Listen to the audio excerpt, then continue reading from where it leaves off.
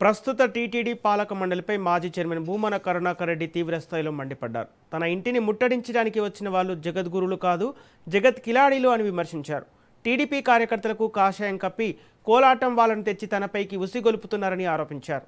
ప్రస్తుత చైర్మన్ అక్రమాలను బయటపెడుతున్నందుకే తనపై దాడులు జరుగుతున్నాయని, శ్రీవాణి వీఐపీ టికెట్లలో భారీ అవినీతి జరుగుతోందని భూమన తెలిపారు.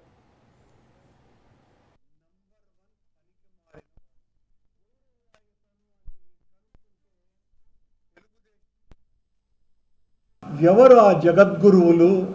సనాతన ధర్మం మీద అంత గొప్పగా మాట్లాడేటువంటి ఆ జగద్గురువులను దర్శించుకోవాలని నేను కూడా ఉబలాటపడ్డాను. తీరా చూస్తే వాళ్ళంతా జగత్ కిలాడీలని తేలిపోయింది. జగద్గురువుల సంగతి దేవుడెరుగు. జగత్ కిలాడీలు తెలుగుదేశం పార్టీ కార్యకర్తలు తమ పసుపు వస్త్రాలను విసర్జించి కాషాయాన్ని ధరించి నా మీద, జగన్మోహన్ రెడ్డి గారి మీద గత 2-3 రోజులుగా విపరీతంగా మాట్లాడుతున్నారు. సన్యాసుల రూపంలో ఉన్నట్టుగా నటించే ఈ సన్నాసులు నెత్తి మీద రూపాయి పెడితే 5 పైసలకు కూడా అమ్ముడు పోనటువంటి నంబర్ 1 పనికి మాలిన వాళ్ళు.